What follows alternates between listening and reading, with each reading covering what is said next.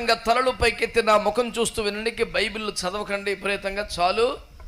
నా వైపు చూస్తూ దేవుని మాటలు వింటున్నందుకు స్తోత్రం చెప్తారా? హల్లెలూయా. ఈ పగటి పూట దేవుడు నా హృదయంలో ఉంచినటువంటి ఒక ఉపదేశం ఏమిటంటే, నానాటికి పెచ్చుమీరిపోతున్నటువంటి వ్యతిరేకతలు, పోరాటాల మధ్య దేవుని సంఘం ఎలాగూ జయ జీవితాన్ని పొందాలి. ఇంట బయట పోరాటాలు అధికమవుతున్నాయి కదా. సంఘము వెలుపట ఉన్న పోరాటాల కంటే లోపట ఉన్నాయే చాలా ఎక్కువ. అది భూమి మీద ఎంత గొప్ప దైవజనుడికి అర్థం కాకపోవచ్చు, కానీ సంఘ కాపరికి మాత్రం తెలుస్తాయి. అది మహాపాపం. సెల్ ఫోన్లు మోగటం, మళ్ళీ మాట్లాడడం అంతకన్నా పాపం. సైలెంట్లో పెట్టేయటమో, స్విచ్ ఆఫ్ చేయటమో చేయండి దయచేసి.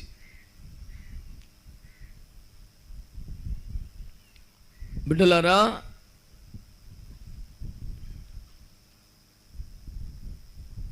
దేవుని ప్రజలు అనబడిన ఇశ్రాయేలు వారు ఫిలిష్తీయుల చేత బాధింపబడిన కాలం అది.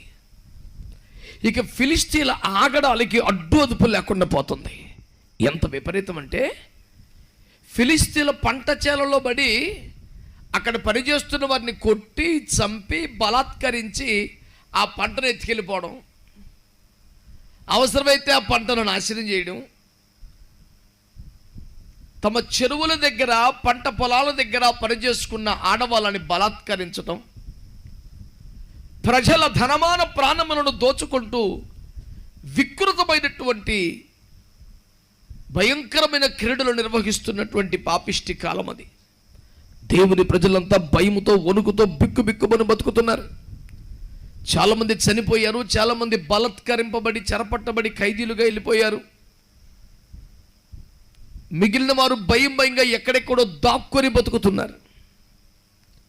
ఆ కాలంలో న్యాయాధిపతిగా ఉన్నవాడు గిద్యోను. దేశం ఇంత విపత్కర పరిస్థితులు ఎదుర్కొంటుంటే, ఇంత భయంకరమైన పోరాటం వస్తే, ఇంత కష్టం వస్తే ఏమండి, ప్రజల ముందుండి నడిపించవలసిన న్యాయాధిపతి, శత్రువులతో పోరాడవలసిన న్యాయాధిపతి శత్రువుకు భయపడి చేతగానబడినట్టుగా మారిపోయి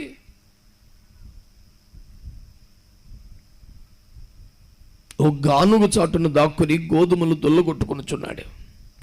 ఒక దేశమునకు, సమాజమునకు న్యాయము చేయవలసిన ఒక న్యాయాధిపతి, దైవజనుడు, ఏలినవాడు కనీసం తన కుటుంబానికైనా అన్నం పెట్టుకుందామని కాస్తని గోధుమలు దొల్లగొట్టుకునే దుస్థితికి వచ్చింది పరిస్థితి.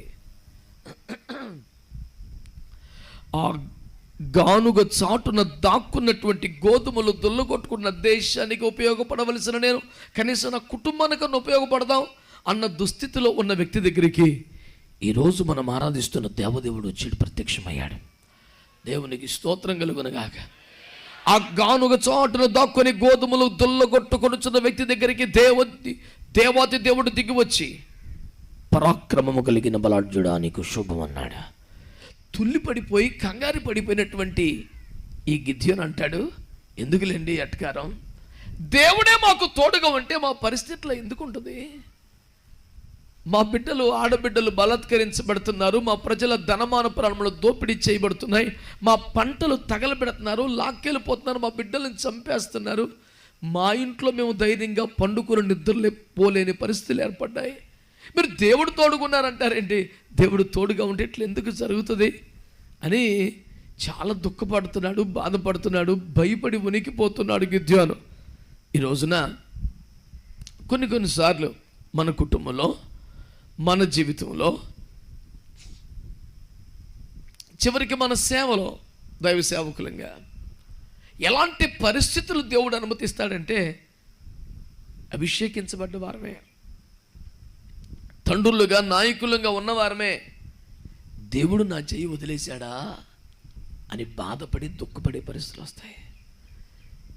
ఎవరైనా బాధలో, కష్టంలో, దుఃఖంలో వస్తే వారికి మనం చెప్తాం, ఏం భయపడద్దు, దేవునికి తోడుగా ఉన్నాడు, ధైర్యం తెచ్చుకోండి, నిరీక్షణ కలిగి ఉండండి, నిరుత్సాహపడకండి, చెయ్యి వదిలిపెట్టకండి, ప్రభు గొప్ప దేవుడు అని వారందరినీ ధైర్యపరిచి పంపిస్తాం. గదిలోకి వచ్చి కూర్చుంటే మనకి ఒంటరితనం ఆవహిస్తూ ఉంటుంది. నిజంగానే దేవుడికి తోడుగా ఉన్నాడా? దేవుడు నాకు తోడుగా ఉంటే వరుసగా ఇలాంటి ఓటములు ఎందుకు వచ్చాయి? ఎందుకు ఇన్ని దెబ్బలు తగులుతున్నాయి? ఇన్ని కష్టాలు వస్తున్నాయి? ఏది చేసినా ఫెయిల్ అవుతున్నామేంటి? ప్రతిదీ నాకు వ్యతిరేకంగా జరుగుతుంది ఏంటి అనే ఒక దుఃఖం చాలాసార్లు మనకు ఉంటుంది. ఈ రోజున దేవుని వాక్యం ఆ స్థితిలో ఉన్నటువంటి వారు ఎవరైనా ఉంటే వాళ్ళతో ప్రభు మాట్లాడుతున్నాడు. విశ్వాసంతో నేను ఉన్నావు, కానీ పరిస్థితులు నేను కొంచెం కృంగదీస్తున్నాయి, ఇక నా వల్ల కాదు అనేలా చేస్తున్నాయి, నేను ఇక లాగలేను, ఈ బండి ఇక తోలలేను అనిపించే పరిస్థితులు నీకు వస్తున్నాయి. ఈ రోజున దేవుడు ఎందుకు నీ జీవితంలో ఓటమిని అనుమతిస్తున్నాడు? నీ విషయమై శత్రువును ఎందుకు బలపడనిస్తున్నాడు? దావీదు చేసిన ఒక ప్రార్థన గుర్తుందా? నా విషయమై శత్రువును బొత్తిగా అతిశయింపనీయకుము అని ప్రార్థన చేస్తాడు. శత్రువు సిగ్గుపడి బొత్తిగా భ్రమసి ఉండాలి అని ప్రార్థన చేస్తాడు. నా విషయమై శత్రువు ఆనందించకూడదు అని ప్రార్థన చేస్తాడు. ఎవరికైనా కష్టం అనిపిస్తుంది కదా, శత్రువు మనల్ని కూలద్రోసి మనల్ని పడగొట్టి మనకి నష్టం చేసి మన ముందే దర్జాగా వికటాట్టహాస్తం చేస్తుంటే బాధ అనిపిస్తుంది. ఇలాంటి పరిస్థితులు ఈ దినాల్లో సంఘాల్లో జరుగుతున్నాయి, దైవజనుల జీవితాల్లో జరుగుతున్నాయి, విశ్వాసుల కుటుంబాల్లో జరుగుతున్నాయి. మేము ప్రభువుని నమ్ముకున్నాంగా, మారు మనసు బాప్తిస్మాలు పొందాంగా, కానుకలు ఇస్తున్నాంగా, సేవ చేస్తున్నాంగా, మాకెందుకు ఈ పరిస్థితులు వస్తున్నాయి అని బాధతో కుమిలిపోతూ బయటికి కనపడకుండా ఏ గానుగ చాటును దాక్కుని ఒక దేశమును పోషించవలసిన మనం కుటుంబాలను మాత్రమే కాపాడుకునే ఒక దీన స్థితికి దిగిపోతున్న దుస్థితిలో దేవుని దూత ప్రత్యక్షమై, లేదు ఆ పేరు మీద దేవుడే ప్రత్యక్షమై ఏమని మాట్లాడుతున్నాడంటే, నీవు పరాక్రమము కలిగిన బలాఢ్యుడివి, నువ్వు భయపడొద్దు. స్తోత్రం చెప్పండి. అందరూ చెప్పారా? హల్లెలూయా. దేవుడు ఎవరిని మాట్లాడుతున్నాడు? నువ్వు పరాక్రమ కలిగిన బలాఢ్యుడివి. ఆ మాట ఏ సందర్భంలో చెప్తే బాగుంటుంది? దావీదు పోయి ఒక సింహాన్ని చంపేశాడు, ఓ ఎలుగుబంటిని చంపేశాడు, ఓ గొలియాతును చంపేశాడు. అప్పుడు శబాష్, నువ్వు పరాక్రమం కలిగిన బలాఢ్యుడు అంటే సెట్ అయింది ఆ మాట. యెహోషువ ఒక్కడు పోయి 31 మంది రాజులను చంపాడు. బెనాయ మంచు కాలములో బాబులో దాగి ఉన్న సింహాన్ని చంపాడు. యోవాబు ఒంటి చేత్తో రబ్బా పడ్డాన్ని ముట్టడి వేసి అమోరీయులను సంహరించాడు. సంసోను 300 నక్కలను పట్టుకుని 150 జతలుగా చేసి వాటి తోకల మధ్య దివిటిని పెట్టి ఫిలిస్తీన్ల ఆహారమైన పంటచెలను తగలబెట్టాడు. ఇలాంటివి ఏదైనా జరిగితే ఏమనాలి? నువ్వు పరాక్రమం కలిగిన బలాఢ్యుడివి అంటే మంచిగా అనిపిస్తుంది. కానీ తన కుటుంబాన్ని కూడా కాపాడుకోలేనా అనే పంటచెలను తగలబెట్టాడు. ఇలాంటివి ఏదైనా జరిగితే ఏమనాలి? నువ్వు పరాక్రమం కలిగిన బలాఢ్యుడివి అంటే మంచిగా అనిపిస్తుంది. కానీ తన కుటుంబాన్ని కూడా కాపాడుకోలేనా అనే ఆవేదనతో, భయముతో దాక్కుని గోధుమలు దుల్లగొట్టుకుంటుంటే, ఆ పూట తిండి కోసమే బిక్కుమని తిప్పలు పడుతుంటే, కనీసం దేశాన్ని కాపాడలేకపోతున్నాను, నా భార్య బిడ్డలైనా కాపాడుకుందాం అన్నంత దిగులు పడుతుంటే వచ్చి నీవు పరాక్రమం కలిగిన బలాఢ్యుడివి అంటే ఏమన్నా అర్థం ఉందా? మంచిగా అనిపిస్తుందా? మమ్మల్ని ఎగతాళి చేస్తున్నారు, గేలి చేస్తున్నారు అనిపిస్తుంది కదా. అది ధైర్యం పొందుకునే మాటగా కనపడదు కదా. ఇప్పుడు ఈ మాట శ్రద్ధగా మీరు ఆలకించండి, నా వైపు చూడండి. దేవుడు అబద్ధం ఆడతాడా? చెప్పండి. ఎగతాళిగా దేవుడు మాట్లాడతాడా? ఒక వ్యక్తిని కించపరుస్తూ తోలనాడుతూ ఏడుచవల నీ మొహానికి ఎంతకన్నా ఎక్కువెందుకు అన్నట్లుగా దేవుడు మాట్లాడతాడా? కాదు కదా. మరి దేవుడు ఏమని మాట్లాడుతున్నాడు? పరిస్థితికి భిన్నంగా మాట్లాడుతున్నాడే. పోనీ మహా అంటే ఏమన్నా భయపడకలా, నేను వచ్చేసాను కదా నీకేం కాదులే అంటే కూడా కొంచెం బాగుంటుంది. కానీ నువ్వు పరాక్రమం కలిగిన బలాఢ్యుడివి, నువ్వు బేభత్సం, అసలు దేవుడు నీకు తోడుగా ఉన్నాడు, ఇవన్నీ మాట్లాడుతుంటే గిద్యోను అంటాడు, దేవుడే మాకు తోడుగా ఉంటే ఈ పరిస్థితి ఎందుకు వస్తుందండి, మీరు అట్లాంటి అబద్ధాలు చెప్పాకండి అని మాట్లాడతాడు. ఇప్పుడు మీరందరూ గమనించాల్సిన ఒక మాట మీ దృష్టికి తెస్తున్నాను. నీ గతాన్ని చూసి నువ్వు ఎలాంటోడివి, నువ్వు అలాంటోడివి, నీ వది నీ విధి అని నిన్ను బలహీనపరిచే ఒక వ్యక్తి ఉంటాడు. వాడి పేరు సాతాను. ఎవడన్నాడు? వాడు ఏం చేస్తాడు? ఎంతసేపు నువ్వు పలానప్పుడు తప్పు చేసావు, పలానప్పుడు బలహీనపడ్డావు, పలానా చోటికి వెళ్ళావు, పలానా విధంగా బతికావు, నీ గతాన్ని చూపించి నేను అలాగా బలహీనపరుస్తూ ఉంటాడు.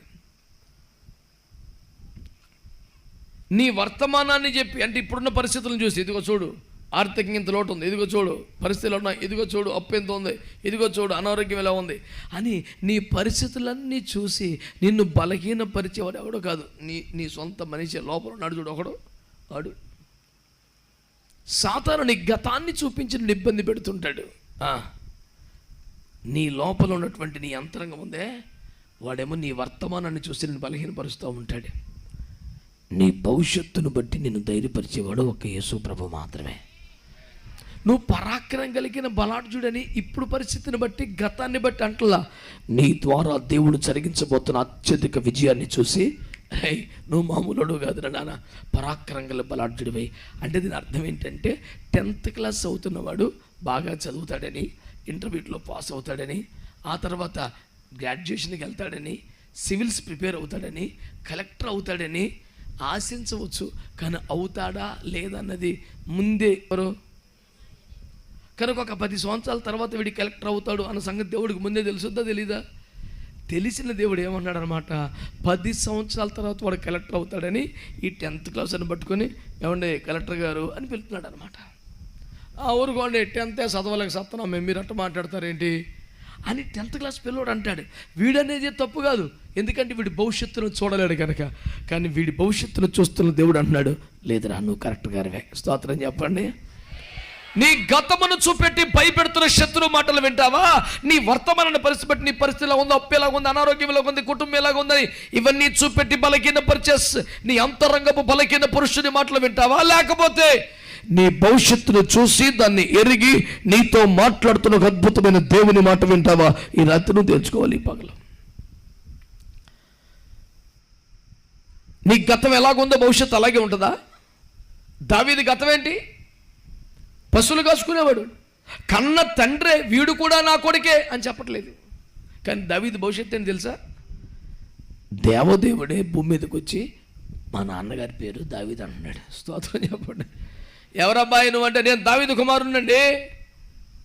ఈ బాబు సంగతి ఏంటి అసలు? వాళ్ళ నాన్నగారే ఈడు కూడా నా కొడుకే, ఈడు కూడా ఈయనే నా ప్రియకుమారుడు కాదు, ఈడు కూడా నా కొడుకే అంటాకే పేన ఒప్పుతలేదు. పోనీ చేతగానోడా సింహాన్ని చంపినోడు గొర్రెపిల్ల కోసం, ఎలుగుబంటిని చంపినోడు గొర్రెపిల్ల కోసం. ఈ 7 ఓడబొడిచింది ఏమో లేదు, మిలిటరీకి వెళ్ళారు తప్ప ఫుల్ డైట్ ఫుల్ రెస్ట్, 10 రూపాయలు యుద్ధం చేసినోడు ఎవడు అందులో. కొంతమంది ఎందుకు ఉన్నావురా అంటే, ఒక ఆయన సాక్ష్యం చెప్పాడు, బియ్యం పుచ్చిపోతాయి అని పుట్టాడు అంటాడు భూమి మీద. అది లేకపోతే బియ్యం తరగవు. ఇంట్లో 4 తిన్నా గిన్నె అట్టగా వచ్చింది, వీడు ఒక్కడ కూర్చుంటే రక్తం ఇచ్చేయి. ఆడు ఆ ప్రాజెక్ట్ మీదే ఉన్నాడు భూమి మీద అని నాన్నే తిడుతున్నాడు. వాడి గతం అది. కానీ వాడి భవిష్యత్తు ఏంటి తెలుసా? దేవుడి కుమారుడనే యేసుక్రీస్తు ప్రభువే నా తండ్రి దావీదని సాక్ష్యం చెబుతున్నాడు. దేవునికి స్తోత్రం చెప్పండి. చెప్పరే గట్టిగా. ఇప్పుడు గతాన్ని చూసి మాట్లాడదామా, భవిష్యత్తును నమ్మి మాట్లాడదామా? మాట్లాడుతున్నది మీరు సరిగ్గా. హల్లెలూయా. యోసేపు గతం ఏంటి? అన్నదమ్ముల్ని ద్వేషించారు, చంపాలని చూశారు, చంపితే డబ్బులు రావు కదా, అమ్మేసుకుంటే డబ్బులు వస్తాయని ఆ కోపాన్ని కూడా క్యాష్ చేసుకుంటాక అమ్మేశారు. అవతలకి వెళ్ళాక బానిస అయ్యాడు, అవతలకి వెళ్ళాక అంట్లకిళ్ళు కొన్నాడు, అవతలకి వెళ్ళాక సైతాంది అడి మీద పడింది, అవతలకి వెళ్ళాక జైలు పాలు అయ్యాడు, నీలాపు నిందలు మోసాడు. ఇన్ని బాధలు పడితే చివరికి భవిష్యత్తు అని తెలుసా? కేవలం 30 సంవత్సరాల వయసులో ఐగుప్తుకు రాజై చచ్చిపోయిన దాకా ప్రధానిగా పనిచేశాడు. స్తోత్రం చెప్పాలనిపించట్లేదు కదా మీకు? ఓరి మీ మౌనం పాడుగా ఇంకెప్పుడు చెప్తారు స్తోత్రం? పోనీ రేపు చెప్తారు ఇంటికి పోయి. ఎంత అమ్మాయిగా ఉన్నారు ఏంటంటే, ఒక వ్యక్తి 30 సంవత్సరాల వయసుకే దేశానికి ప్రధాని అయ్యాడు, చచ్చిపోయేదాకా ప్రధానిగా ఉన్నాడంటే అంతకన్నా సక్సెస్ఫుల్ లైఫ్ ఉంటుందండి భూమి మీద? అతని గతం ఎంత ఘోరం, అతని భవిష్యత్తు బేబత్సం. ఆ యోసేపు దేవుడే, ఆ దావీదు దేవుడే. రాత్రంతయు శ్రమ పడినా అన్న సీమోన్ దేవుడే. సార్ ఇది మాకు చిన్నప్పటి నుంచి వేటే ఉద్యోగం, మాకు తెలిసిన పని. మోస్ట్ సీనియర్ పర్సన్ నేను ఇక్కడే. ఏ టైంలో ఎక్కడ వలేస్తే ఏం పడుతుందో నాకు తెలుసు, ఏ మూమెంట్లో వల వేయాలో గేలం వేయాలో నాకు తెలుసు, ఏ పక్క వేయాలో తెలుసు. ఇది ఫుల్ ఎక్స్పీరియన్స్ ఉన్న జాబ్ నాకు. ఇక్కడికి వచ్చి ఈ పక్కనే ఆ పక్కనే నువ్వు చెప్తావేంటి, నువ్వు కార్పెంటరు, వడ్రంగి వాడివి, ఈ సబ్జెక్ట్ మనకే బీభత్సంగా తెలుసు అనే మూమెంట్ ఉంది. బాగా ఎక్స్పీరియన్స్ ఉన్న డిపార్ట్మెంట్లోనే ఘోరంగా ఫెయిల్ అయిపోయాడు. గతమంతా ఫెయిల్యూరే, కానీ భవిష్యత్తు 153 పెద్ద చేపలు పడ్డాయి. అందులో ఏ ఒక్క చేప అమ్మేసినా గిట్టుబాటు అయిపోయే పరిస్థితి. ఆ పూట కూలి కొన్ని చుట్టుపక్కల వాళ్ళకి పై 53 చేపలు ఇచ్చేసిన దరిద్రానికి 100 గ్యారెంటీ ఉంటుంది. దేవుని స్తోత్రం. చుట్టుపక్కల వాళ్ళు ఎవరో ఆ వలను ఒడ్డుకి లాగుటకు సహాయపడ్డ ఇతర దూనల వారు ఊరిని చేయరు కదండి. అలాగే తలకో రెండు ఇచ్చేస్తే 53 పోతే కూడా వేసి రక్తం వేసేయం, 100కేం డోకాలేదు. ఈ పూట కూరకొస్తే చాలనుకునే దశలో నుంచి ఈ నెల మొత్తం ఏటకెళ్ళపోయినా పర్లేదనే మూమెంట్కి తీసుకొచ్చాడు యేసు ప్రభు. మీలో ఎవరు కూడా స్తోత్రం చెప్పాలని మనసు లేదు. పోన్లేరు బాబు చెప్పకుండా మానేయండి, నా కోసంగా చెప్తారు ఏంటి. ఇంత బలవంతంగా స్తోత్రం చెప్పేవాళ్ళు ఎట్టబోగేసావు తండ్రి. ఎవరిది? అల్లూరా అలిగే ఊరా? నా మీదుగా నలిగారని కొంచెం గడి లేటుగా వచ్చాను. సంతోషంగా స్తోత్రం చెప్పండి. హల్లెలూయా. నేను కాబట్టి, దెబ్బలు తిన్నావు కాబట్టి, నష్టపోయావు కాబట్టి, మోసపోయావు కాబట్టి, సొంత జనులు నిన్ను బాధ పెట్టారు కాబట్టి, అన్యాయంగా నిందలు అవమానాలు పడ్డావు కాబట్టి, జైలు పాలేవు కాబట్టి, తృణీకరించబడ్డావు కాబట్టి, నీ భవిష్యత్తు కూడా అలాగే ఉంటుంది అనుకుంటున్నావేమో. ఉండదు, అలా ఉండదు. ఇంక దేవుని చిత్తమండి. మరి నిన్న కాక మొన్న వచ్చిన వాళ్ళు డెవలప్ అయిపోయారండి, మేము ఎప్పటి నుంచో తిప్పలు పడుతున్నాం కానీ అలాగే ఉందండి, మనకి ఆయన ఇష్టమండి అని నువ్వు ఒక నిరాశలో ఆగిపోయేవేమో. నేను చెప్పేది ఏంటి తెలుసా, నీ గతములాగే నీ భవిష్యత్తు ఉంటే మధ్యలో యేసు ప్రభు నీ జీవితానికి ఎందుకు ఎంట్రీ చేయడం కొన్నావు? ఆ పరిస్థితిని మార్చడానికేగా. నీతో మాట్లాడుతున్న దేవుడు ఆ పరిస్థితిని చేంజ్ చేయడం కోసమే కదా. మీరు చదువుకునే విద్యార్థులైనా, ఏమండి ఉద్యోగస్తులైనా, వ్యాపారస్తులైనా, ఇంటి పని చేసుకునే వల్ల ఆడపిల్లలైనా, మగపిల్లల, చివరికి దైవజనులైనా, నీ జీవితంలో ఫెయిల్యూర్స్ ఉంటే, ఓటమి ఉంటే, ఇబ్బంది ఉంటే నీ భవిష్యత్తు కూడా అలాగే ఉంటుంది అనుకోవద్దు. పని కట్టుకుని దేవుడు ఈ పగలు నీ కొరకు దిగి వచ్చి మాట్లాడుతున్నాడు. నువ్వు పరాక్రమ కలిగిన బలాఢ్యుడివే. దేవునికి స్తోత్రం చెప్పండి. నీ ఫెయిల్యూర్ని బట్టి కాదు, నీ గతాన్ని బట్టి కాదు, నీ ఇబ్బందిని బట్టి కాదు, నువ్వు దాక్కున్న భయమును బట్టి కాదు, నీ ఎదురుగా ప్రత్యక్షమై నీతో మాట్లాడుతున్న దేవుని మాటను బట్టి ధైర్యం తెచ్చుకో. ఈ పూట గట్టిగా ఆమేన్ చెప్పండి ఒకసారి. పరాక్రమము కలిగిన బలాఢ్యుడా, ఈ టైటిల్ నీకు ఇచ్చింది ఎట్టకారంతో కాదు, విరోధి కాదు, నిన్ను ప్రేమించు నీ కన్న తండ్రి నీతో మాట్లాడుతున్నాడు. నీ భవిష్యత్తును విజయవంతంగా మార్చడానికి, నీ భవిష్యత్తును ఆధిపత్యానికి మళ్ళీ తీసుకెళ్ళడానికి, నీ భవిష్యత్తును పై చేయగా నీకు ఇవ్వడానికి నిన్ను ప్రేమించిన తండ్రి నీతో మాట్లాడుతున్నాడు. ఏమని? పరాక్రమము కలిగిన. ఆమేనండి. దేవుడు గిద్యోనుతో మాట్లాడిన మాట నిజమా కాదా? మాట్లాడాలి గట్టిగా. ఇవో ఈ సప్పిడి మాటలు చెప్పాకండి, గట్టిగా చెప్పండి. దేవుడు గిద్యోనుతో మాట్లాడిన మాట నిజమా కాదా? ఇప్పుడు నేను అడిగేది ఏంటంటే, ఆ మాట నెరవేరిందంటావా?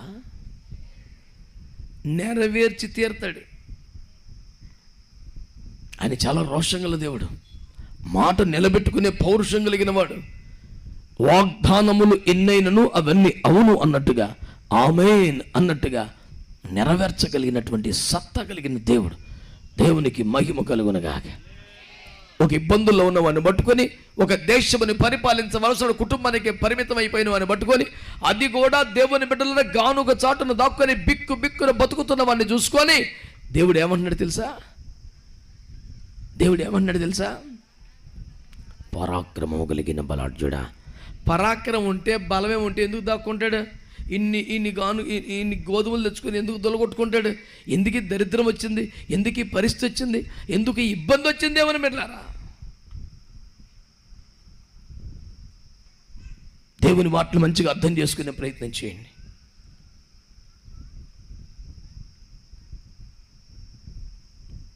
పరిస్థితులు నిజంగానే ఘోరంగా ఉన్నాయి, పరిస్థితులు నిజంగానే చెడిపోయినాయి, పరిస్థితులు నిజంగానే చాలా బాధాకరంగా మారిపోయినాయి. కానీ దేవుడు అన్నాడు, నువ్వు పరాక్రమం కలిగిన బలాఢ్యుడివే, తోడుగా ఉన్నాడు అని చెప్పాడు. అప్పుడు గిద్యోను అంటాడు, సరే ప్రభు, మీ మాటను కాదని అంతవల్ల కాదు, ఏం చేయాలో చెప్పండి అన్నాడు. పద యుద్ధానికి వెళ్దాం, నీ చేతికి వాళ్ళని అప్పగిస్తానన్నాడు. నువ్వు క్షేమంగా ఎక్కడి నుంచి తప్పించుకెళ్ళిపోయి దారి చూపెత్తావేమో, ఏమైనా కారు అరేంజ్ చేసేమో, పారిపోతా కనుక్కున్నాడు. కానీ ఇదేంటిది యుద్ధానికి వెళ్ళమంటున్నావు, మేమెంతా మా జనమంతా మా వల్ల కాదన్నాడు. నేను చెప్పిన మాట పద అని దేవుడు యుద్ధానికి తీసుకెళ్ళాడు. స్తోత్రం చెప్పండి. గిలాదు కొండ మీదకి ఎక్కించాడు. అందరూ చెప్పండి, ఎక్కడికి ఎక్కించాడు? గిలాదు కొండ మీదకి ఎక్కించిన తర్వాత ఈ మాటలు శ్రద్ధగా వినండి. భయంలో ఉన్నారు, దిగుల్లో ఉన్నారు, పారిపోతున్నారు, చాలా మందిని కోల్పోయారు, నష్టపోయారు. ఇక ఎదరకెళ్తామన్న ధైర్యం లేని స్థితిలో ఉంటే వాళ్ళ దేవుడు ఎక్కడ తీసుకొచ్చాడంటే గిలాదు కొండ మీదకి. అనండి, గిలాదు అనే మాటకి అర్థం ఏంటంటే ఆరాధన అని. గిలాదు అంటే ఏంటండి? ఆమె ఆయన ఏమన్నాడు? గిలాదు కొండ మీద తీసుకొచ్చాడంట. అంటే ఆరాధనలో ఒక శిఖర సమానమైన అనుభవానికి దేవుడు వాళ్ళని తీసుకొచ్చాడు. ఆమె చెప్పండి. చాలామందికి ఆరాధన అంటే కూర్చొని పాడితే బాగోదని లాస్ట్లో ఒక పాట నుంచొని పాడతామే. చాలామందికి ఆరాధన ఏంటంటే స్పీడ్గా 2 పాటలు పాడి స్లోగా ఒక పాటలు పాడటమే. చాలామందికి దాన్ని ఆరాధన అంటారు అనే భావన కంటే కూడా అందరూ చేస్తున్నారు, మనం చేయకపోతే బాగోదని మాకు అంటాడు. అందరూ లేచినప్పుడు ఒక ఆరాధన పాట పాడి కూర్చోండి అన్నాడు. అంటే నుంచొని పాడితే కదా అదే. ఎంత అమాయకంగా ఉన్నారో చూడండి. ఈ విషయంలో దేవుడు అన్నాడు, నీ పరిస్థితులు మారాలనుకుంటే ఆమెనానండి, నీకు ఒక విజయం రావాలంటే ఆమెనానండి, నువ్వేం చేయాలి తెలుసా? ఆరాధనలో శిఖరమైన నువ్వునికి వచ్చేసేయాలి. శక్తివంతముగా దేవుని ఆరాధన చేయాలి. మై మర్చిపోయి దేవుని ఆరాధన చేయాలి. శరాపులు ఆరాధన చేస్తే ఏం జరిగిందంటే అండి, పరలోకపు దేవాలయం యొక్క గడప కమ్ముల పునాదులు అదిరిపోయినాయి అంట. స్తోత్రం చెప్పండి. ఈ భూమి మీద మనలాగా బలహీనలు ఎవరో కక్కుర్తిపడి లేనిపోని దొంగ కాంట్రాక్టులు తీసుకొని కట్టిన కొంప కాదు అది. పరలోకం అంట. పరలోకపు దేవాలయమే గడప కమ్ముల పునాదులు అదిరిపోయి అంత శక్తివంతంగా వాళ్ళు దేవుణ్ణి ఆరాధన చేశారు. స్తోత్రం చెప్పండి ఒకసారి. ఆరాధన చేస్తే దేవుని బిడ్డలారా మై మర్చిపోవాలి, శక్తి అంతటితో చేయాలి. ఎజ్రా గ్రంథములు మీరు చూస్తే వాళ్ళు ఆరాధన చేసినప్పుడు అంటే ఏం జరిగింది తెలుసా? కొందరు సంతోషముగా అరచరి, మరి కొంతమంది బహుగా ఏడ్చిరి. ఏది సంతోష శబ్దమో ఏది దుఃఖస్వరమో అర్థము కాలేదు, అంతగా వాళ్ళు శబ్దము చేశారు అని నెహెమ్యా గ్రంథం సాక్ష్యం ఇస్తోంది.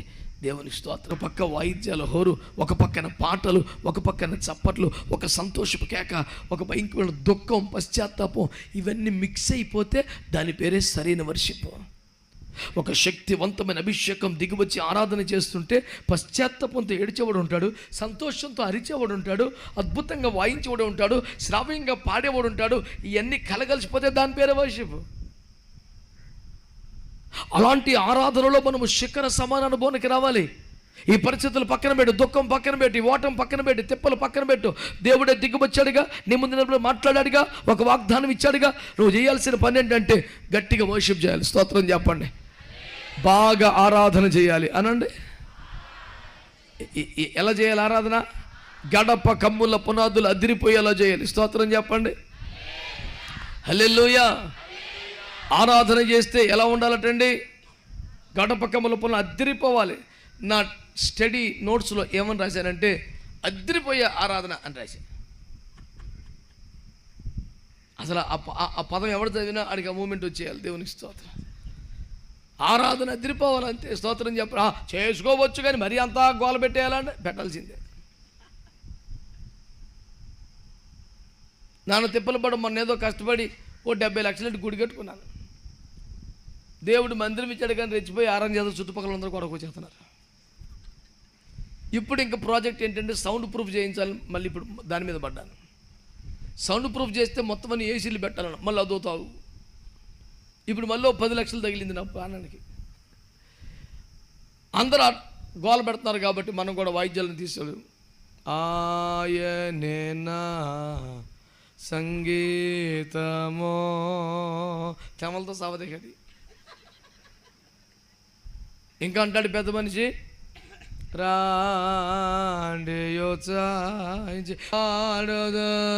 వీడికి ఉత్సాహంగా పాడదామని కేకేస్తున్నాడు. వీడి దగ్గర ఏది ఉత్సాహం? అసలు ఆ పాట మూమెంట్ ఏంటి తెలుసా? రండి ఉత్సాహించి పాడుదాము, అది రండి ఇంకా ఘోరం చెప్పనా, ఆనంద గీతాలునే పాడొచ్చు ఏసయ్య అనో పాట ఉంది. మొన్న ఒకడు పాడుతున్నాడు, ఆనంద గీతాలునే పాడొచ్చు. అరే ఆపారు, అదే ఆడింట్లో సౌండ్ సిస్టమ్ వాళ్ళకి దండం పెట్టి నువ్వు మైక్ కట్టి అయిన దండం పెడతాను. అసలు ఎట్టుండాలి సార్ ఆరాధన అంటే ఎట్టుండాలి సార్? గడప కమ్ముల పునాదులు అద్దరిపోయేలాగా ఉండాలి. చప్పట్లు కొడితే కొంతమందికి శబ్దం రాదండి, ఊరుకుంటారు. ఇప్పుడు కొట్టమన్నాను నేను, అలా వినరండి. కొంతమంది చప్పట్లు కొడితే మనిషి అంతా కదిలిపోతారు కదండి, సౌండ్ రాదండి. చప్పట్లకు ఉద్దేశం ఏంటి? శబ్దం చేయాలని కదా, మంచి శబ్దం రావాలి. ఓ పాస్టర్ గారు అన్నాడు, నాకు భలే నచ్చిందిలే, అవ్వమ్మను మోసం చేసి దారి తప్పి చుట్టుపక్కలకు వస్తే నువ్వు చప్పట్లు కొట్టినప్పుడు కానీ చేతుల మధ్యలో కానీ వస్తే తలకాయ తప్పడైపోవాలంట, అంత కొట్టాడు చప్పట్లు. ఓ ఏం చెప్పేవరో నాయన అనుకున్నాను. దేవునికి స్తోత్రం, హల్లెలూయా. ఆరాధన ఎప్పుడు చప్పగా చల్లగా చేయకూడదు. ఎట చేయాలా? మా వాడు కొన్నంత స్వరం నాకు లేదు, కానీ అప్పుడప్పుడు నాకు గాన స్వరం ఉంటేనా అనిపిస్తుంటుంది. మనిషి కనపడకుండా స్వరం మాత్రం సముద్రం అవతల కనపడుతుంది. దేవునికి స్తోత్రం. అమ్మ నాయనో ఇటు అన్నానని రాడనని పిలవటం మానేశాడు, అంతేనా? స్తోత్రం చెప్పండి, హల్లెలూయా. దేవుని వాక్యం ఇంత యుద్ధం పెట్టుకొని, ఇంత కష్టం పెట్టుకొని, శత్రువులు ఈ రకంగా మీదకి వచ్చేస్తాను ఇంత తగు పెట్టుకొని దేవుడు ఏం చేయమన్నాడు? కత్తి నూర్రా అంట్లా, బాణం తీసుకురామంట్లా, ఆయిల్ పోయమంట్లా, ప్రిపేర్ చేయమంట్లా, ముందు ఆరాధన చేయరా అంటాడు. సార్ ప్రాబ్లం ఇలా పెట్టుకుని ఇప్పుడు వర్షిప్ అంటారంటే we have some practicals problems, you know, we are facing lot of opposition in the ministry. Do something, send for some people with soldiers like guns and weapons and all. అయ్యా పాట పాడు, స్తోత్రం చెప్పరా. యెహోషాపాతు కాలంలో యుద్ధం వచ్చిందా లేదా? మాట్లాడరా. ఇప్పుడు అది కూడా పెట్టుబడి మీ మౌనం పాడుగాను. అవును అంటాకంత పెట్టుబడి ఏముందండి, ఫ్రీయేగా. దేవునికి స్తోత్రం. శ్రద్ధకి ఈ మాటలు వినండి బిడ్డలారా. ఒక్క దేశము మీదకి వచ్చినా గెలవలేరు అల్పసంఖ్యాకులు, అలాంటిది 4 దేశాలు వచ్చేసినాయి అంట. ఏం చేయాలి అర్థం కాక ఒక రాజుగారి మందిరానికి వెళ్ళి మోకాల మీద పడి సాష్టాంగపడి, అయ్యా మాకు ఏమీ చేయటకు తోచుకున్నది, నీవే మాకు దిక్కని ప్రార్థన చేశారు. భార్యలు, పిల్లలు, శిశువులు అంటే పాలు తాగేవారు కూడా మందిరానికి వచ్చేసి గోల పెట్టి అడిచి ప్రార్థనలు చేశారు. అప్పుడు దేవుడు అన్నాడు, యుద్ధము మీరు కాదు నేను చేస్తాను అన్నాడు. అలాగే మీ ఇంటికి వెళ్ళిపోతా ఉంటే అలా కుదరదు, మీరు యుద్ధ సన్నద్ధులే రండి అన్నాడు. యుద్ధం నువ్వే చేసే కాడికి మేమెందుకు, నేను చెప్పినట్టు చేయండిరా మీరు రమ్మన్నాడు. అందరూ వచ్చారు. వచ్చిన తర్వాత ఒకరి చేతిలో డ్రమ్ పెట్టాడు, ఒకరి చేతిలో కాయలు పెట్టాడు, ఒక చేతిలో కంజర పెట్టాడు, ఒకరి చేతిలో రేకుబోర పెట్టాడు. ఏంటంటే పాట బీపీ పెరిగిపోయిన ఏ క్లాస్ అని పెద్ద మనుషులు అందరూ ఇంటికి వెళ్ళిపోయారు. ఇట్లాంటి తిరకాసు ఏదో ఉంటుంది అనుకుంటానేమన్నా. యుద్ధానికి రమ్మన్నాడు. తీరా వెళ్ళిన తర్వాత ఏమో డ్రమ్ము కంచెలు ఇచ్చి యుద్ధం అంటాడు. ఏంటంటే ఎట్టకారంగా ఉందా? శత్రువుకు బీపీ వచ్చి కోపం వచ్చి కొడతకు చచ్చిపోతే అడ్డుకొట్ట కర్ర కూడా చేతిలో లేదని డ్రమ్ము కర్ర తప్ప అని ఒక్కొక్కడు ఉగ్రుడైపోతున్నాడు. చెప్పింది చేయండి అన్నాడు. వాళ్ళు వెంటనే అవతల శత్రువులు రెడీగా ఉన్నారు, ఇవతల లేడుగా ఉన్నారు. రెడీ 1 2 3 అనగానే ఆడు బాణం పట్టుకుంటే వీడు పాట అందుకున్నాడు. యుద్ధము అని మొదలెట్టారు. ఆడనుకున్నాడు సెంటిమెంట్ ఏమో, ఈ పాట పాడిన తర్వాత యుద్ధం చేస్తారేమో ఆగుదామని కాసేపు ఆగాడు. ఈ పాట అయిపోయే లోపల వాళ్ళకి తక్కువ వచ్చేసిందంట. ఒకడంటాడు, అరే ఎంత మూమెంట్ తీసుకుని పొజిషన్ తీసుకుని బాణం రెడీ పెట్టి ఎందుకు ఆగేవారు అంటే, వాళ్ళు ప్రార్థన చేసుకుంటారు కాసేపు పగరా. ఆడు ప్రార్థన చేసుకుంటే మన మాట అంటారా కొట అని చెప్తుంటే వినవేంటి, నీ మాట ఎందుకు వినాలి? వీళ్ళిద్దరు కొట్టేసుకున్నారు, వాళ్ళిద్దరు కొట్టేసుకున్నారు. సీన్ అని తెలుసా? వీళ్ళు పాట పూర్తయ్యే లోపు ఆమె కాపరుల దుర్గము దగ్గరికి వచ్చి చూస్తే వారు ఒక్కడు మిగిలిన అందరూ శవములై నేలను పడి ఉన్నారు. ఎంత గెలిచిన వైపైనా కొంతమంది చచ్చిపోతారుగా. యువతలో వాడు చావలేదు కాదు, దెబ్బ తగలేదు కాదు, చెమట కూడా పట్టలేదు, కేవలం పాటలు పాడి దేవునికి స్తోత్రాలు చెప్పారు. అక్కడ రాసిన మాట, వారు పాడుటకును స్తుతించుటకును మొదలు పెట్టగా యెహోవా వారి మీద మాటు గంటలను పెట్టినందున వారిలో ఒకనొకటి కొట్టుకొని మొత్తం చచ్చిపోయారంట. 25వ వచనంలో యుద్ధానికి ముందు ఏమి చేటుకు తోచుకున్నది, యుద్ధం తర్వాత కూడా ఏమి చేటుకు తోచుకున్నది. ఇప్పుడు మమ్మల్ని ఏం చేయమంటావు ప్రభు అంటే, అమాయకులారా వెళ్ళి బంగారం తెచ్చుకోండి. ఎక్కడది బంగారం? సైనికుల శవాల మీద దోపు సొమ్ము గెలిచిన వాడి హక్కు కదా. వెళ్ళారు. ఆ శవాలు ఎన్నున్నాయి తెలుసా? వాళ్ళ మీద బంగారం ఎంత ఉందో తెలుసా? వాటిని ఒలుచుకొని పోగేత్తకి 3 రోజులు పట్టిందంట. యుద్ధం ఒక పాటలు అయిపోయింది. బంగారం పోగేసుకుంటాకి 3 రోజులు పట్టింది. ఇప్పుడు పాయింట్ వినండి, అక్కడ నాకు అరగని మాట ఒకటి ఉంది. ప్రతివాడు తను మోసుకొని పోగలిగినంత మట్టుకు బంగారము తీసుకునిరి అంటే అర్థం ఏంటి? ఇంకొంత వదిలేశారండి. ఎవరు భూమి మీద బంగారం వదిలేసినాడు? ఒక్క దేవుని ప్రజలు తప్ప. స్తోత్రం చెప్పండి గట్టిగా. యుద్ధానికి వెళ్ళిన వాళ్ళందరూ ఏం మోసుకొచ్చారు? మాట్లాడాలి.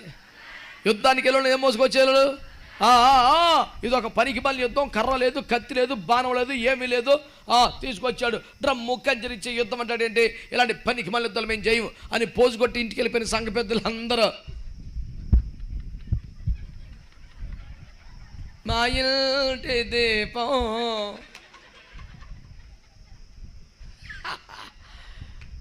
చావైన రేవైనా మా దేవుడు ఎట్ట చెప్తే అట్టే అని ఎదరికెళ్ళి ఆరాధించిన సారా వాళ్ళ ఐశ్వర్యవంతులైపోయి తిరిగి వచ్చాడు. స్తోత్రం చెప్పరే. దర్జాగా మంచం కింద బంగారం బస్తా అనండి. రొట్లు కాదు, బియ్యం కాదు, అయ్యా బంగారం బస్తా. దానికి నేను కవర్ చేశాను చూడు, అట్లా కవర్ చేశారు మంచాన్ని అందరూ. నడి మంచం కూర్చొని ఎవరు దిగట్లా. ఏంటి ఎరా పనికి వస్తావా? ఏటకు వస్తావా? నేను రాను. మరి ఏం తింటావరా? బంగారం తింటా. పిచ్చి వేసాలి ఈ బాకు, పిచ్చి మాటలు. పని పాటలు ఎక్కడో కొంపలు కూర్చొని ఎవడు మేపుతాడు రా? దేవుడు మేపుతాడు. నీ ఇల్లు బంగారం గాను ఆల్రెడీ అయిపోయింది బంగారం గాను. ఎవడికి అంతు చిక్కట్లేదు సార్. ఇదంతా నిజమా కాదా? ఈ పాస్టర్లు ఇలాంటి దొంగ మాటలు చెప్తారు, పనికి మాటలు చెప్తే వీళ్ళు చెప్పిన మాటలేని ఎదరికెళ్తే నాశనం అయిపోతామని పోజు కొట్టిన పెద్ద మనుషులందరూ కత్తి వేసుకొని, కొడవలు వేసుకొని, వల వేసుకొని, గేలం వేసుకొని, మళ్ళీ చిక్కం కట్టుకొని జాగ్రత్తగా రోడ్డు ఎక్కారు. దేవుని మాటకు లోబడి యుద్ధము చేయడానికి వచ్చిన వాళ్ళు మాత్రమే ఐశ్వర్యవంతులైపోయారు. కొడితే మంచి కొట్టో ఒకసారి దేవునికి స్తోత్రం కలుగునగాక. హల్లెలూయా. ఎలా జరిగిందయ్యా? ఏం జరిగిందయ్యా? ఏమిటి బీభత్సమని ఆలోచన చేస్తే దేవుని వాక్యంలో తెలియజేసే వ్యవహారం ఏమిటంటే,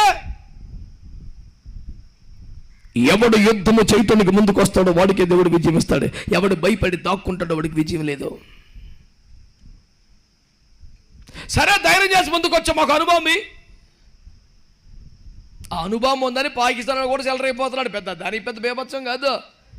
దేవుని మాట మీద ఆధారపడి ముందుకు వస్తే అది గొప్ప సంగతి. ఆమేన్. యుద్ధం ఎలా స్టార్ట్ చేయాలి? హలో, అది చెప్పండి గట్టిగా.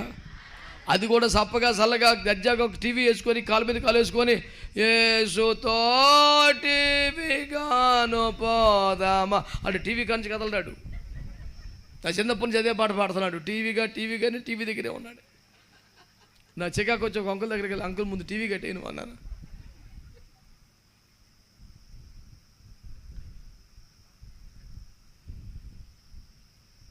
మారు మనసు పొందిన బట్టికే స్తోత్రం చెప్పండి. హల్లెలూయా. నేను ఎప్పుడో తెల్లారిపడికి తయారై కూర్చుంటే పిల్లోడు కొంచెం ఆలస్యంగా వచ్చాడు. ఎందుకు వచ్చాడు ఎంక్వైరీ చేస్తే టైర్ పంచర్ అయిందంట. దాన్ని రిపేర్ చేసుకొని మార్చుకొని బాగు చేసుకొని వచ్చాడు. నేనే లేట్ అయ్యాను ఫీల్ అయిపోయి నేను వచ్చాక బోల్డ్ మంది వస్తున్నారు. ఇంకా నేనే లేట్గా వచ్చానని ఫీల్ అయిపోయి నేను వచ్చాక బోల్డ్ మంది వస్తున్నారు ఇంకా తిరుపాటుగా. ఇంక ఈ ప్రాంతం అంతేనంటావా? దేవుడికి స్తోత్రం చెప్పండి. ఎప్పుడుకొచ్చినా పర్లేదులే, ఆశీర్వాదానికి అందుకుంటే మొత్తం మందే అనే బాబుతో ఉంది వ్యవహారం. మన దేవుడు క్రమము కలిగిన దేవుడు. పిచ్చిగా అడ్డుగోలుగా ఇష్టానుసారంగా ఉండకూడదు. మారు మనసు పొందిన వాళ్ళు మట్టికి స్తోత్రం చెప్పండి. మన శత్రువుపై అఖండ విజయమును సాధించే యుద్ధములో మొదటి భాగం ఏంటి తెలుసా? శక్తివంతమైన స్తుతి ఆరాధన. చెప్పండి. శక్తివంతమైన గిలాదు కొండ మీదకి వచ్చాక బీభత్సమైన ఆరాధన చేశాక ఒకడే దిగులుంటే, భయం ఉంటే, టెన్షన్ ఉంటే ఈ ఆరాధనలో పోవాలి. అవునా కదా? ఎంత బీభత్సగా ఆరాధన చేసిన తర్వాత కూడా దగ్గర భయం ఉందనుకో, అది వేస్ట్. ఇక అందుకే నెక్స్ట్ స్టెప్ 7వ అధ్యాయం ఏమన్నాడంటే, ఇందులో ఎవడు భయపడి వణుకుచున్నాడు వాడు త్వరగా దిగిపోవాలన్నాడు. స్తోత్రం చెప్పండి. 7వ అధ్యాయం 3వ వచనం చెప్పాను నేను. స్తోత్రం. ఇప్పుడు తరివేయకండి, ప్రశాంతంగా వినండి. ఏమన్నాడు? మీలో ఎవడు భయపడి వణుకుచున్నాడు వాడు త్వరగా కొండ దిగి. అసలు ఉన్న జనమే 32,000 అనండి. దేవుని ప్రజలు, దేవుని బలగం 32,000. అవతలేమో లక్షల్లో ఉన్నారు. ఇసుకేస్తరాలంతా శత్రు సైనికులు ఉన్నారు. మిలతల దండు వల్లే ఉన్నారు. యువతలు ఉన్నది ఎంతమంది? కేవలం 32,000. ఇంకా అటు ఇటు బతిలాడు. అందులోంచి 10 మంది, ఇందులోంచి 10 మంది, ఇందులో 10 మంది, నువ్వు ఇట్లాంటి పిల్లగాన్ని, కూరగాయలని, ఇలాంటి వాళ్ళందరినీ పోగేయాలి. కానీ ఏం చేశాడంట? అరే మీలో ఎవడు భయపడి వంగుతాడు, వెళ్ళిపోండి రా, పిరుగోలు మాకు వద్దు అన్నాడు. చిత్రం తెలుసా? 22,000 మంది వెళ్ళిపోయారంట. ఉన్నది ఎంతమంది అండి? 32,000. ఎంతమంది వెళ్ళిపోయారండి? 22,000 మంది వెళ్ళిపోయారు. చిత్రం చెప్పనా? ఈ 10,000 మంది ధైర్యవంతులేగా. 32,000 మందిలో 10,000 మంది మిగి 22,000 మంది వెళ్ళిపోతే, అమ్మ బాబోయ్ 22,000 మంది వెళ్ళిపోయారా అనే భయం రావాలిగా. ఆ భయం రానివాడే ధైర్యం కలిగినోడు. స్తోత్రం చెప్పండి. ఎందాకంటే మా ధైర్యం ఉన్నాం, ఒక్కసారి 22,000 మంది వెళ్ళిపోయి కొంచెం దిగులుగా ఉందనియా. 22,000 మంది కాదు, 29,000 వెళ్ళిపోయినా సరే నా దేవుడు నా పక్షంగా ఉన్నాడని ధైర్యం ఉన్నవాడే. ఎందుకంటే ఇందాక 32,000 మంది ఉన్నప్పుడు 32,000 మంది బలం సరిపోద్దా? చాలదుగా. అవతల చాలా ఎక్కువగా. 32,000 మంది ఉన్నా 22,000 మంది ఉన్న పాయింట్ అది కాదు. దేవుడే నా బలం, దేవుడే నా ధైర్యం, దేవుడే నా యుద్ధం చేస్తాడో, దేవుడు ధైర్యంతో ఉన్నాడు. 22,000 మంది పోయినా ఇంకా 39,000 ఇంకెవడు పోయినా సరే ఎవరుంటారు? ధైర్యం ఉన్నవాడే. ఎందుకంటే ఇందాక 32,000 మంది ఉన్నప్పుడు 32,000 మంది బలం సరిపోద్దా? చాలదుగా. అవతల చాలా ఎక్కువగా. 32,000 మంది ఉన్నా 22,000 మంది ఉన్న పాయింట్ అది కాదు. దేవుడే నా బలం, దేవుడే నా ధైర్యం, దేవుడే నా యుద్ధం చేస్తాడో, దేవుడు ధైర్యంతో ఉన్నాడు. 22,000 మంది పోయినా ఇంకా 39,000 ఇంకెవడు పోయినా సరే ఎవరుంటారు? నీ ధైర్యం ఈ జనం కాదు, నీ ధైర్యం నీ దేవుడు.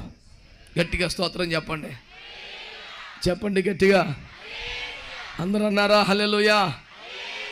వాళ్ళ ధైర్యం ఎవరో? దేవుడు వాళ్ళ ధైర్యం.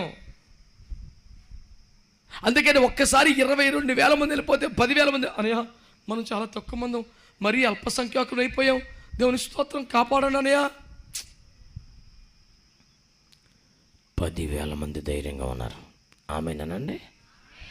సాతానుపై మనకు యుద్ధముల్లో గొప్ప విజయం రావాలంటే ఫస్ట్ మనం ఆరాధన చేయాలి అనండి. 2 ధైర్యంగా ఉండాలి అనండి. ఒకవేళ కొంచెం బలహీనం అయితే కూడా ఈ ఆరాధన మనకేమివ్వాలి? ధైర్యం ఇవ్వాలి, బలం ఇవ్వాలి. మాత్రం శక్తి వచ్చేసింది. దేవునికి స్తోత్రం. 10,000 మంది మిగిలారు. హల్లెలూయా. అరే మీరు చాలరా వెళ్ళిపోదాం అందాం అనుకుని దేవుడు అన్నాడు, వీళ్ళు కూడా ఎక్కువేరా అన్నాడు. అయ్యో ప్రభా, ఇప్పటికే మైనారిటీ అంటున్నారు, అల్పసంఖ్యాకులు అంటున్నారు, ఉన్నదే 10,000 మంది, ఇందులో ఎట్ట ప్రభా ఇంతమంది కూడా వేస్ట్ రా. ఎందుకంటే వేస్ట్ అన్నామంటే ఇంతమందితో విజయం సాధిస్తే వాళ్ళు గట్టోళ్ళు కాబట్టి గెలిచారంటారా?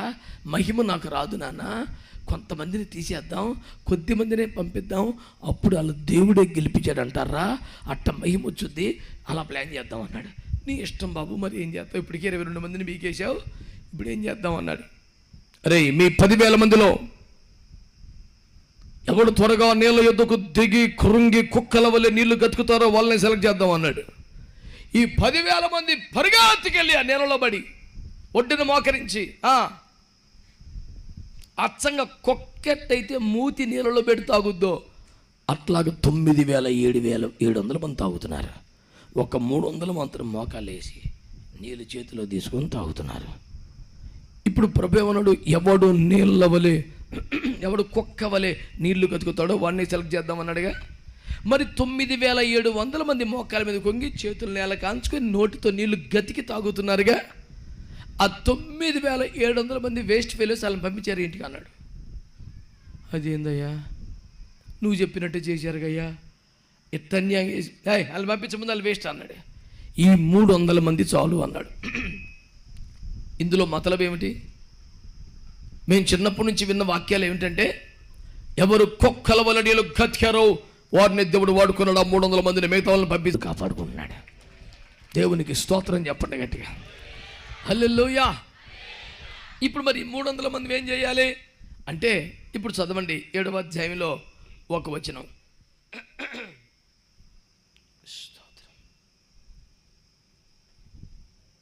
16 నుండి చదవండి. ఆ 300 మందిని 3 గుంపులుగా చేసి బూరను వట్టి కుండను ఆ కుండలలో దివిటీలను ప్రతివాని చేతికిచ్చి వారితో ఇట్లనెను, నన్ను చూచి నేను చేయనట్లు చేయుడి, ఇదిగో నేను వారి దండు కొట్టుకొనకు పోవుచున్నాను. స్తోత్రం చెప్పండి. ఇలా చూడండి, 1 శక్తివంతమైన ఆరాధన చేయాలి అనండి. 2 ధైర్యంగా ఉండాలి. 3 విధేయతతో పాటు మెలకువ కలిగి వివేకం కలిగి ఉండాలి. ఓకేనా? 4వది, వారి చేతికి ఓటికొండలు ఇచ్చి రేకుబూరలు ఇచ్చి దివిటీలు ఇచ్చి మాట్లాడుతున్నాడు గిద్యోను, ఇదిగో మీరు నన్ను చూసి నేను చేసినట్టు చేయండి అనండి. అన్నమాట అందరూ చెప్పొచ్చు కాబట్టి పెట్టుబడి ఏముంది? మీరు నన్ను చూసి నేను చేసినట్లు. ఇప్పుడు ఒక్కసారి నా వైపు చూసి అందరు జవాబు చెప్పండి. ఈ రోజుల్లో ఇలాంటి దైవజనులు కనబడుతున్నారా? మొన్న ఒక పెద్ద దైవజనుడు, పేరు అనవసరం, చాలా పెద్ద ఆయన మాట్లాడుతూ, మేము కూడా మీలాంటి మనుషులమే, మేము బలహీనులమే, మేము రక్త మాంసాలతో ఉన్నాం, మీరు మా వైపు చూడద్దా, మీరు దేవుని వైపు చూడండి, మీరు మా వైపు చూడద్దు, మాలో కూడా లోపాలు ఉంటాయి, బలహీనతలు ఉంటాయి, పొరపాట్లు ఉంటాయి, మీరు దేవుని వైపు చూడండి అని చాలా కేకలేసి చాలా ఆవేశంతో గట్టిగా చెబుతున్నాడు. నేనేమంటానంటే, మరి మీరు మందలకు ప్రభువులుగా కాక మందలకు మాదిరిగా ఉండండి అని చెప్పాడుగా పేతురు పత్రికలో. మాదిరిగా ఉండడం అంటే ఏమిటి? వాళ్ళు చూసి పాటించగలిగేలాగా బ్రతకాలనే కదా. మరి లేరుగా. పౌలు గారు ఏమన్నారు? మా ప్రవర్తన ఫలమును జాగ్రత్తగా కనిపెట్టి దాన్ని పాటించండి అని చెప్పాడు కదా. నన్ను పోలి నడుచుకోండి అని చెప్పాడు కదా. మీరు బాగా ఈ మాటలు వినాలి. చాలామంది దైవజనులు సేవకులమనే పేరు మీద బతుకుతున్నారు, సేవ చేస్తున్నామంటూ గౌరవాన్ని పొందుతున్నారు, ఆర్థికంగా సామాజికంగా దీవించబడుతున్నారు, కానీ వారి దగ్గర మాదిరికరమైన జీవితాలు లేవు. వాళ్ళు బోధించేది ఒకటే, వాళ్ళు బతికేది ఒకటే. ఉపేక్ష గురించి మాట్లాడతాడు, అన్నీ అపేక్షిస్తూనే ఉంటాడు. వైరాగ్యం గురించి మాట్లాడుతూ ఉంటాడు, సుఖభోగాల్లో ఉంటాడు. ప్రేమ గురించి మాట్లాడతాడు, విద్వేషం వెళ్ళగక్కుతుంటాడు. పరిశుద్ధత గురించి మాట్లాడతాడు, ఏదో ఒక బలహీనతలోనే బతికిడుస్తుంటాడు. వాడు ఏం చెబుతాడు? మేము మీలాంటి మనుషులమే.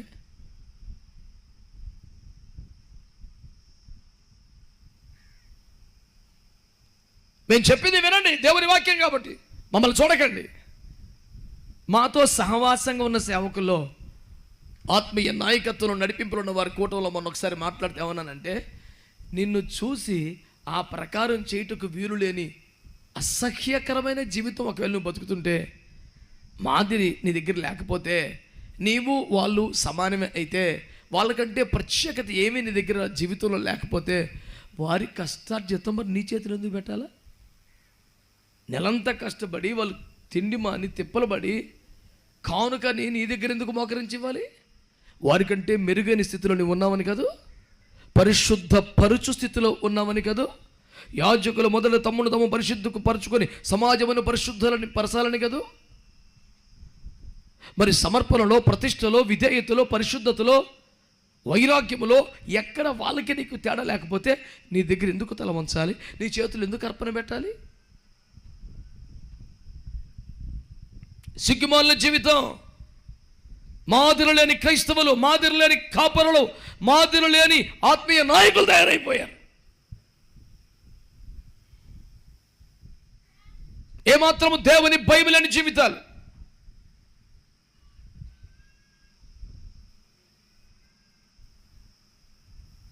అడ్డగోలుగా జీవించే జీవితాలు. పేరుకి నాయకత్వం, ఏం మాదిరి లేదు, ఏ క్రమం లేదు, ఏ భయం లేదు. ఇష్టానుసారమైన మాట, ఇష్టానుసారమైన జీవితం. దేశం క్లిష్ట పరిస్థితుల్లో ఉంటే, పోరాటాలు ఎక్కువైపోతే, శత్రు పేటరేగిపోతుంటే, ప్రజల ధనమాన ప్రాణాల దోపిడీకి గురవుతుంటే, అన్ని విషయాల్లో సంఘము ఓడిపోయి యాతన పడుతుంటే ఎలాంటి వాడు కావాలి తెలుసా?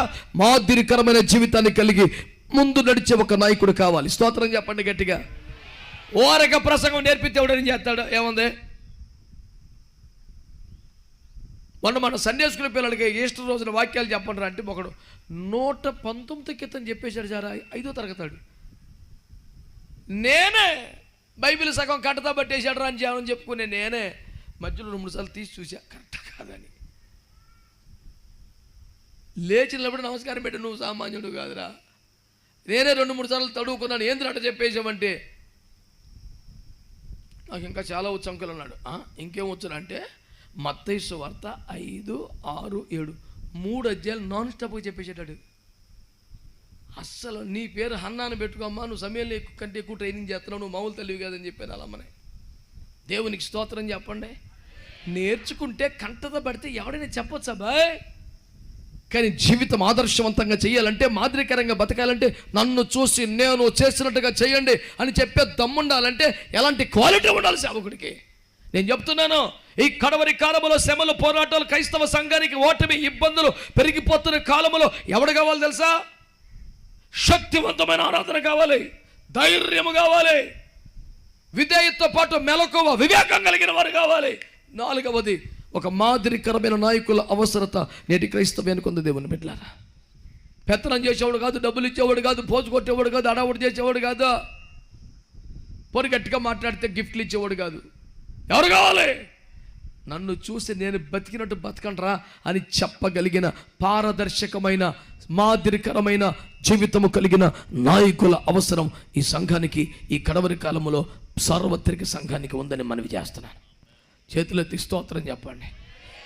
హల్లెలూయా, హల్లెలూయా. మాదిరికరమైన నాయకులు కావాలా వద్దా? బతికి చూపించేవాడు కావాలా వద్దా? ఓరి నాయనా, యేసు ప్రభు వారు పరలోకానికి వెళ్ళిపోయాక పరలోక వీధులన్నీ ఎలా ఉంటాయంటండి? బంగారు వీధులే కదా. ఆయన కూర్చున్న కుర్చీ, వీధులు మొత్తం ఎటు చూసిన కాళ్ళ కింద. అలాంటి చోట కూడా ఆయన మోకరించి మన కోసం విజ్ఞాపన చేస్తున్నారని రోమాపత్రికలో రాశాడు. ఆమేన్. కాళ్ళ కింద బంగారం ఉన్న తర్వాత కూడా మొక్కలేసి ప్రార్థన చేసి ఐగర్లు దొరుకుతారు సార్. కాళ్ళ కింద కాదు, చేతి కూడా దొరికితేనాడు, చేయి దూరంగా పెట్టి నడుస్తున్నాడు. ఈ మధ్య ఫస్ట్లో లేవు, ఈ మధ్య తగిలిని ఒకడికి, మావాడు ఒకడికి. ఫస్ట్లో మొక్కలాగా ఉండేవాడు, ఈ మధ్యలో ఉండి తగిలిని ఆడికి. ఎక్కడికి వెళ్ళాడంటే వచ్చారంటే చేతులు కొంచెం దూరంగా పెడతాడు. ఏంటంటే కనపడొద్దు. మరి దేవుని చిత్తం నెక్స్ట్ ఇయర్కి ఇంకో 2 వచ్చినాయి ఆడికి. అన్నం తిన్నప్పుడల్లా మొత్తం తీసి జోబులు వేసుకొని తిని మళ్ళీ పెట్టుకుంటున్నాడు. ఆడికి ఎంత టెన్షనో. నేను మీకు మనవి చేసే మాటలు వింటున్నారా? కాళ్ళ కింద బంగారం వస్తేనే యేసయ్య ప్రార్థన ఆపలేదే. గత 2000 సంవత్సరాలుగా తండ్రి కుడి పార్శ్వన మోకరించి మన కోసం విజ్ఞాపన చేస్తున్నారే.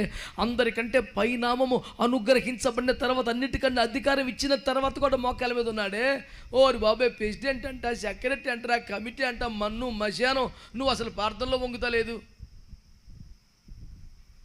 ఎవరిని పట్టించుకోవట్లేదు, ఉపవాస కూటం లేదు, ఒక శుద్ధీకరణ కూటం లేక ఆరాధన లేదు, ఏమి లేదు, దర్జా తిరగటమే. శుద్ధీకరణ కూటం లేక ఆరాధన లేదు, ఏమి లేదు, దర్జా తిరగటమే. ఏడుతుంటాడు, ప్రార్థన చేసాడు, ఈడు మట్టికి ఏమీ చేయడు, మైకిస్తే చెలరైపోతాడు. ఆడేవాడన్నాడు, నువ్వు కిరాయి మనిషివా? మైకిస్తే వాడబడతావా? లేకపోతే బతుకులో ప్రార్థన లేదా, సమర్పణ లేదా, ఉదయం లేచి మోకరించి అలవాటు లేదా, ప్రార్థన చేసుకునే అలవాటు లేదా, ఉపవాసాలు లేవా, శుద్ధీకరణ లేవా, సమర్పణ లేదా, వైరాగ్యం లేదా, ఇచ్చేది లేదా, జనాలకి పెట్టేది లేదా? ఓరిని తండి మండిపోను. అపోస్తుల కేసులో ఏం చెప్పాడు? మీరే వారికి భోజనం పెట్టండి, మీరే వడ్డించుడి. ఏదరా ఆ క్వాలిటీ అనొచ్చు కదా. మేము మళ్ళీ ఇద్దరం వస్తాం. ఇద్దరు వచ్చారు. గొల్లియాత్ దగ్గరికి వెళ్ళిపోయాడు దావీదు. వాడి చేతిలో సకల ఆయుధాలు ఉన్నాయి. ఆడేమో 6 మూరల జానుడు. 6 మూరల జానుడు అంటే ఎంత అండి? 9 అడుగులు ప్లస్. ఎందుకంటే మూరంటే అడుగున్నారా? 6 మూరలు అంటే 9, జానుడు అంటే 9.5 అడుగులు. అంటే స్లాబ్ మీద ఎండి మిరగాలు కానీ ఎండి చేపలు కానీ ఎత్తి కింద నుంచి తీసేస్తాడు. అంత హైటు 9.5 అడుగులు అండి. ఏంటండి మనిషి అంత ఎత్తైన మనిషి అండి. వాడికేమో యుద్ధాభ్యాసం ఉంది, యుద్ధ విద్యలు ఉన్నాయి, ఆయుధాలు మోసేవాడు ఒకడు ఆయుధాలు తెచ్చుకొని ఇంత బేభత్సంగా వస్తే మన పిల్లడు చిన్న పుల్ల మొక్క వేసుకొని 5 రాళ్ళు వేసుకొని రక్త వేద్యం ముందుకెళ్ళిపోయాడు. అని చూసినప్పుడు అంకుల్ కంగారు పెట్టకే, నా భయం వేస్తుంది అనాలి కదా. చిచ్చి రేయ్ నేనేమన్నా కుక్కలు అనుకుంటున్నావా నా మీదకి వస్తున్నావు అంటే, అవును నువ్వు కుక్కవే. ఆడి కోపం వచ్చేస్తున్న దేవతల పేరుని చెప్పిస్తూ హడావుడి చేస్తుంటే మనోడు అంటాడు, నిశ్చయముగా ఈ దినమున నా దేవుడు నిన్ను నా చేతికి అప్పగిస్తాడు, నీ తల నరికి వేస్తాను, నీ మాంసాన్ని ఆకాశ పక్షులకు వేస్తానండి. పిచ్చి మాటలు మాట్లాడుతున్నావు బాలకా పిల్లకా, నీ చేతిలో కత్తి కూడా లేదుగా అని అన్నాడు. ఈయనంటాడు, మరి నీ చేతిలో ఉందిగా అంటే ఏంటో నీ ఉద్దేశం, నా చేతిలో కత్తి తీసుకుని నన్నే చంపేస్తామంటే అంతేగా. ఆడు కోపంతో ఊగిపోయి తమ దేవతల పేరును శపించేస్తున్నాడు. నువ్వు కత్తితోనూ ఈటుతోనూ నా మీదకి వస్తున్నావు కానీ నీవు తిరస్కరించిన జీవము గల దేవుని సేవకుడు యెహోవా నామములో నేను వస్తున్నాను కాటా యేసు రక్తం వేద్యం. పుని కొడితే కొట్టచ్చు, ముందు ఎందుకు సార్ చెప్పడం, ఫెయిల్ అయితే ఇబ్బంది. బోర ఊదాలి ముందే, సైలెంట్కి వెళ్ళిపోయి దొంగ దెబ్బ కొడతాం కాదు, బోర ఊది వస్తున్నా. రోడ్డు పక్కన ఒక బట్ట పరుచుకొని గుడ్డడు అమ్ముకుంటున్నాడు. అయ్యా కనికరించి బాబు అని అడుక్కుంటున్నాడు. యేసు ప్రభు వచ్చాడు అని తీసేటంటాను నేను, బాబు యేసు నిన్ను రమ్మన్నాడు అనంగానే వాడు ఏం చేశాడు తెలుసా, దిగ్గున లేచి బట్టను పారవేసి కర్రను పారవేసి ప్రభు దగ్గరికి వచ్చాడంట. ఏమండి ఒకవేళ ప్రభు అద్భుతం చేయకపోతే, కళ్ళు రాకపోతే మళ్ళీ ఎప్పుడు మామూలుగా ఆ బట్ట పరుచుకొని అడుక్కుంటాకి ఆ కర్ర బట్ట ఉండాలిగా. నేను ఇంక అడుక్కునే అవసరం రాదు, నేను యేసయ్య దగ్గరికి వెళ్తున్నాను, ఆయన నన్ను అద్భుతంగా బాగు చేస్తాడు, మళ్ళీ అడుక్కునే స్థితి నాకు ఉండదని ఆ కర్ర పారేసి ఆ బట్ట పారేసి ప్రభు దగ్గరికి వచ్చాడు.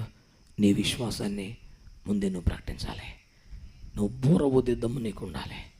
నా విమోచకుడు సజీవుడు, నేను మరలా ఆయన్ని చూస్తానని చెప్పే దమ్ము నీకు ఉండాలి. చెప్పండి, బూర ఊదాలనండి అంటే మన విశ్వాసాన్ని, మన నిరీక్షణని ధైర్యంగా ప్రకటించాలి. ఆమేనండి. మేము సేవిస్తున్న మా దేవుడు మండుచున్న వేడి మిగిలి అగ్ని గుణమును తప్పించుటకు ప్రకటించాలి ధైర్యంగా. అలా బోర ఊదిన తర్వాత ఏం చేయాలంట, ఏమండి మీ చేతులకి ఇచ్చిన కుండలు ఉన్నాయి చూసారా, పగలు కొట్టేయండి అన్నాడు. ఇందులో ఏమన్నా విషం కలిపిస్తావేమో, యాసిడ్ ఎత్తావేమో, వాళ్ళ మీద పోసేయమంటావేమో చూస్తుంటే ఇదేంటిది, ఉన్న కొండ కూడా పగలు కొట్టేయాలా? దేనికి సాదృశ్యం అది? బూరల ఊదుట అంటే మన విశ్వాసాన్ని ప్రకటించటం. రెండవది కుండలు పగల కొట్టడం అంటే మొదటి తెస్సలోనికైల పత్రిక 4:3 ప్రకారం కుండ అనేది శరీరానికి సాదృశ్యంగా చెప్పాడు. అంటే దేహమును నలగొట్టాలి, శరీరపు ఆధిపత్యాన్ని కొట్టివేయాలి, శరీరపు బలాన్ని కొట్టివేయాలి. ఆత్మే గెలవాలి తప్ప శరీరముకున్న బలం గెలవడానికి వీల్లేదు.